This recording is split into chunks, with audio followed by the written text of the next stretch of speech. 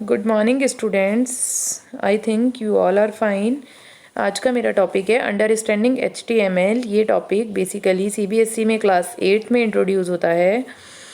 आज मैं आपको इसका इंट्रोडक्शन बताने वाली हूँ। वैसे तो ये कम्प्लीटली अपना प्रैक्टिकल टॉपिक है, बट शुरू में हमको थोड़ा सा इसको थियोरेटिकल देखना होगा।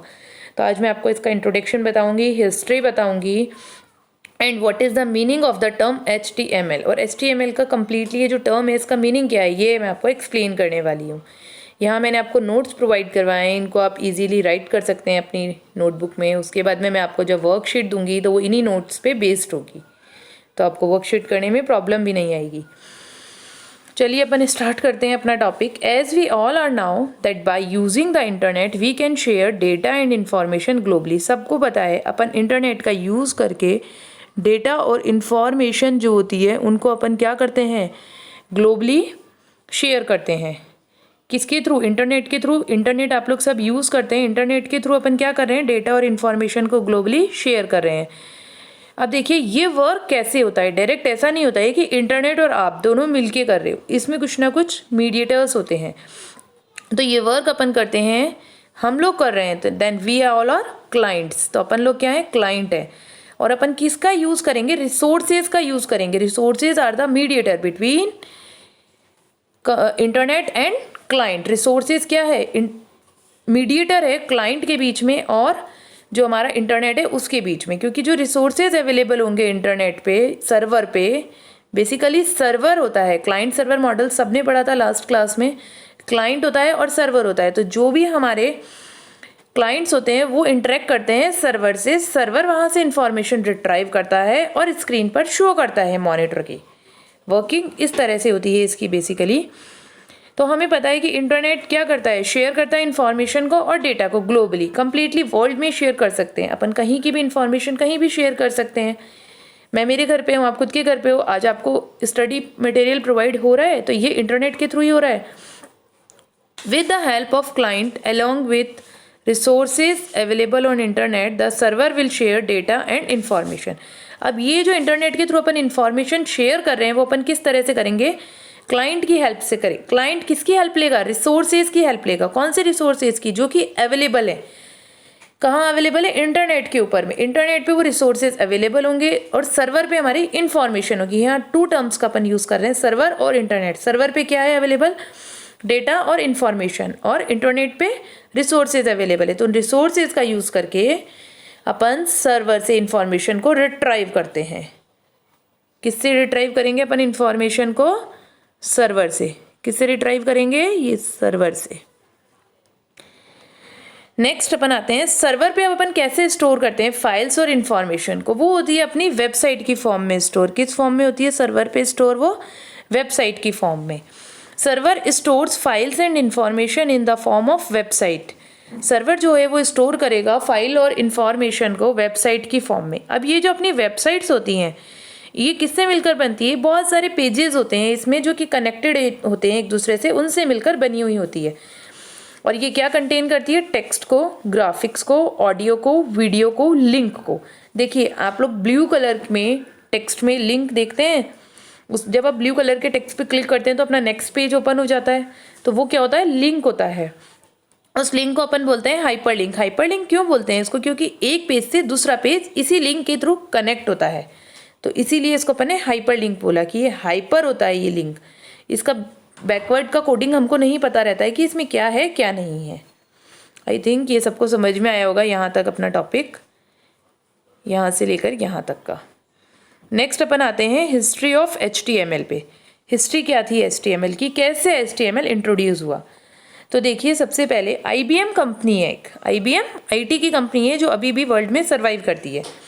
IBM के कीबोर्ड आते हैं, IBM के माउस आते हैं, IBM का खुद का सॉफ्टवेयर है। तो IBM ने क्या इंट्रोड्यूस करा था 1980 में, इन द ईयर ऑफ 1980 में उसने एक लैंग्वेज को इंट्रोड्यूस करा। उस लैंग्वेज का नाम था जनरल मार्कअप लैंग्वेज, जिसको अपन ने शॉर्ट में बोला था GML। शॉर्ट में क्या बोल सकते हैं अपन इसको, GML, जनरल मार्कअप लैंग्वेज। यहाँ अपन इन लैंग्वेज का डिस्क्रिप्शन नहीं करेंगे बिकॉज अपन को केवल हिस्ट्री देखनी कि HTML कहाँ से आया था।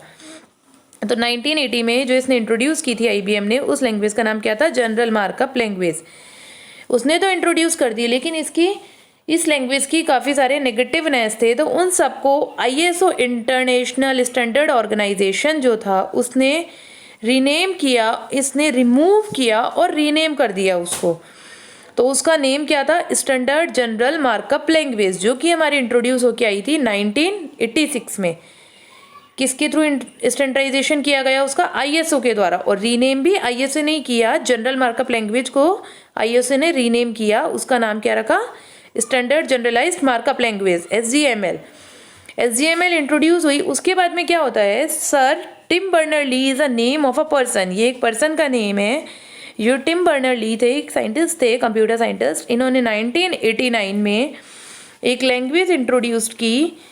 वो लैंग्वेज किस पे बेस्ड थी? एसजीएमएल पे बेस्ड थी। मतलब हम कह सकते हैं कि जो हमारी एसजीएमएल आई थी उसको इन्होंने इम्प्रूव किया और उसका इम्प्रूव वर्जन लॉन्च किया 1989 में। उसका नाम था, क्या रखा अपन इन्होंने? Hypertext markup language, HTML. क्या नेम रखा गया उसका? Hypertext markup language, HTML. Now अपन डिस्कस करेंगे अब HTML जो टर्म है उसके बारे में। है HTML वर्ड बेसिकली क्या है, क्या मीनिंग है इसका, ये क्या है? HTML is a software. Basically ये क्या है? एक सॉफ्टवेयर है। ये खुद में एक कंप्लीट कोड पैकेज है। क्या है ये? कंप्लीट कोड पैकेज है। मीन्स कोई भी एक लैंग्वेज होती है ना, तो उसका अपना सिंटेक्स होते हैं, रूल्स होते हैं कुछ, कि आप इन्हीं रूल्स के अकॉर्डिंग यही चीज़ राइट कर सकते हो। तो HTML क्या है? कंप्लीट कोड पैकेज है। ये अलाउ करवाएगा यूज़र को, क्रिएट कर सकते हैं अपन इस पे वेब पेजेस को। क्या क्रिएट करेंगे? वेब पेजेस को। आपको सबको पता है वेबसाइट क्या होती है अपनी? कलेक्शन होती है वेब पेजेस का, होती है कलेक्शन। एक ही वेब पेज तो नहीं होता ना, मोर देन 1 पेजेस होते हैं। अब वेबसाइट के ऊपर है तो इसीलिए अपन उनको क्या बोल रहे हैं? Web pages. क्या बोल रहे हैं अपन उनको? Web pages. अब ये जो वेब पेजेस होते हैं उसमें अपने देखो टेक्स्ट होते हैं, लेटर्स होते हैं, कुछ रिटर्न होता है, लिखा हुआ होता है, इमेजेस होती हैं, लिंक्स होते हैं। इन लिंक्स के थ्रू क्या होता है? एक पेज से दूसरा पेज अपना इजीली कनेक्टेड होता है। अब अपन क्या एनालाइज करेंगे? वर्ड HTML को, कि ये जो HTML वर्ड है इसका सिंगल H का मीनिंग क्या है, T का क्या है, M का क्या है और L का मीनिंग क्या है। तो सबसे पहले अपन आते हैं H और T पे, दो वर्ड्स पे। हाइपर टेक्स्ट, H का मीनिंग क्या है? हाइपर, T का मीनिंग टेक्स्ट। तो कंप्लीटली क्या हुआ? H और T का मीनिंग हाइपर टेक्स्ट। देखिए हाइपर टेक्स्ट क्या होता है? टेक्स्ट ही होता है एक तरह का। अब हाइपर टेक्स्ट, इसका यूज क्या होगा? वो टेक्स्ट जिसका यूज करते हैं अपन लिंक करने के लिए डिफरेंट वेब पेजेस को, उस टेक्स्ट को अपन ने क्या बोल दिया? Hyper text. जब भी अपन क्लिक करेंगे इस टेक्स्ट पे तो ये क्या ओपन करके देगा? एक न्यू वेब पेज। अपन वेबसाइट पे क्लिक करते हैं, अपनी वेबसाइट सपोज ओपन हो गई, उसमें होम, कॉन्टैक्ट, टैब्स होते हैं ऊपर। अगर आप होम पे क्लिक करते हो तो आपका होम पेज ओपन होता है। तो जो अपन होम पे क्लिक कर रहे हैं उसके पीछे क्या है लिखा हुआ? हमारा हाइपर टेक्स्ट लिखा हुआ है, लिंक लिखा हुआ है, लिंक है उस वर्ड के पीछे। आपको तो होम शो होता है बट उसके पीछे उसका एड्रेस है लिखा हुआ कि होम पेज कहाँ है, तो वो अपन को होम पेज रिट्राइव करके देता है। सेकंड आते हैं अपन मार्कअप पे। मार्कअप क्या होता है? मार्कअप का मीनिंग होता है बेटा हाईलाइट करना किसी भी टेक्स्ट को। अब हाईलाइट अपन 2 टाइप से कर सकते हैं। एक तो अंडरलाइन करके, जैसे कि मैं अभी आपको समझा रही हूँ वीडियो में वर्ड को अंडरलाइन करके, और सेकंड क्या होगा? उसको हम डिस्प्ले कर दें डिफरेंट कलर्स के थ्रू। यहाँ आपका डिफरेंट कलर्स के थ्रू भी, जैसे अपन मैं आपको यहाँ मैंने येलो कलर का यूज़ लिया, तो इसी तरह से मैं अगर इस वर्ड को येलो कलर से कर दूं, कलर्स जो अभी यहाँ लिखा हुआ था उसको मैंने करा ना येलो कलर से, तो 2 टाइप से। अब जैसे मैं यहाँ वाइट कर दूं, हुआ, तो या तो हम डिफरेंट कलर का यूज़ ले लें उस टेक्स्ट को डिस्प्ले करने के लिए, या फिर हम अंडरलाइन कर दें, या फिर हम दोनों चीज़ कर दें। यहाँ देखो मेरा कलर पूरा कंप्लीटली हिडन हो गया। लेकिन जब आप डिफरेंट कलर का यूज़ लोगे तो वो बेसिकली बैकग्राउंड में होता है कलर। वेब पेजेस में कहाँ होगा वो कलर? बैकग्राउंड में होगा।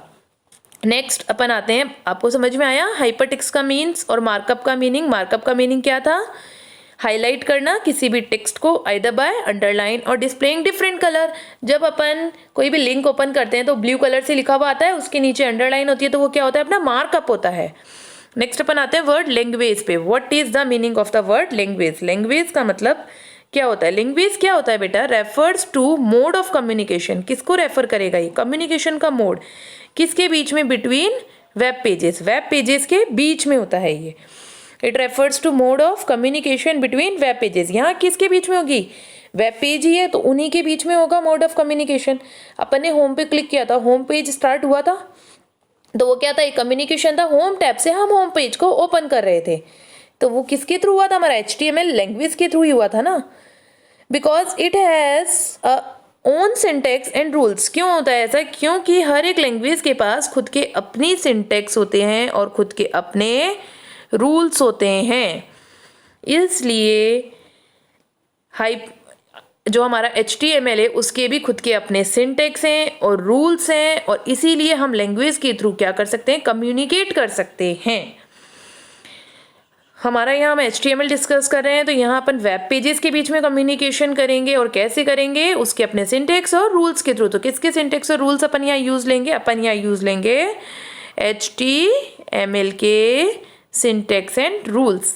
आई थिंक ये सबको इतना क्लियर होगा ये टॉपिक।